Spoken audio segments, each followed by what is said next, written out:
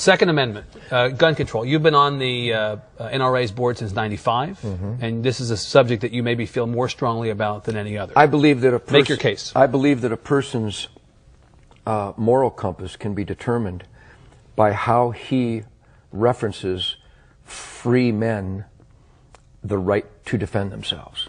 The Second Amendment is so obvious to me, it's insane that there's an argument.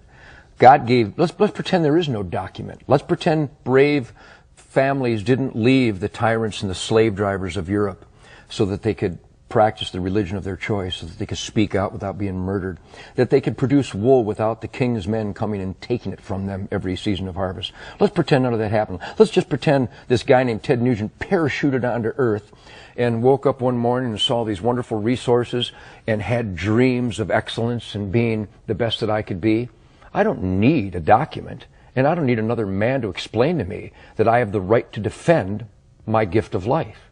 And that there is an argument in America from Hillary Clinton, from Barbara Boxer, Dianne Feinstein, from a whole gaggle of numbnuts who would try to tell me they will dictate where, how, and if I can defend myself.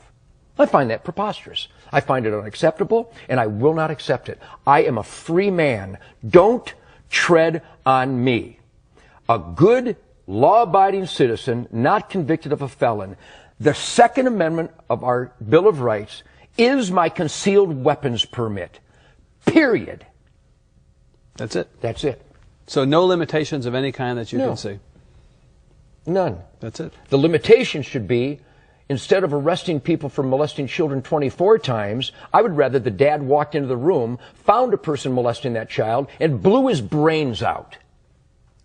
I would rather that the lady in Massachusetts last month who was taking her daughter to soccer, who was carjacked by a recidivistic maggot who'd been in the prison system all his life but was let out again because we feel sorry for him. Maybe he had a bad childhood. Instead of her being hijacked and murdered, I'd rather she just shot the bastard dead. But in Massachusetts, somebody decided she can't do that. So she's dead. I would rather she was alive and the carjacker was dead. I'm weird. I would rather that the guy who beat this lady to within an inch of her life in Waco, on parole was he, phenomenal, and beat her to within an inch of her life in front of her grandchildren with a whiskey bottle. I would rather she fell to the ground, pulled out a .38, and shot him 6 times in the chest and killed him. Am I weird? Because the guy is going to get out again. I don't like repeat offenders. I like dead offenders.